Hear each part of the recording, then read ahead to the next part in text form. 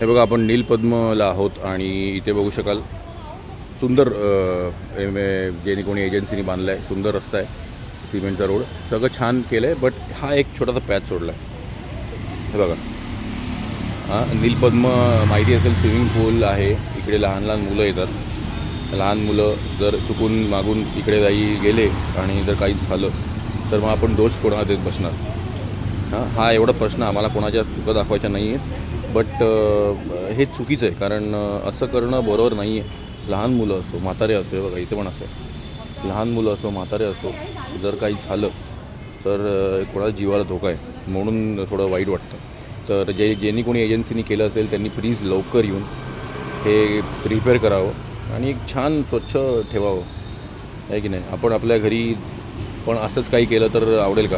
म्हणजे काही खाल्लं, केळी खाल्ली आणि सालं अशी टाकून दिली फॉर एक्झाम्पल, टाकून दिलं असंच की होईल बघूया.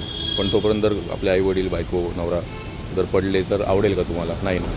तर त्या एजन्सीला खूप रिक्वेस्ट की असं करू नका. कुठेही, फक्त डोंबिवलीत नाही, कुठेही काम करत असतील तर असं करू नका. हे खूप धोकादायक आहे आणि दिसतं पण घाण. आणि जरा चेंज करूया आपण स्वतःला. प्रोसेस जे आपण फंक्शन करतो आहे आत्ता एवढी वर्ष, जरा चेंज करण्याचा प्रयत्न करूया आणि डेफिनेटली होईल, का नाही होणार. तर त्या एजन्सीला रिक्वेस्ट, प्लीज लवकरात लवकर येऊन ते करावं. थँक्यू.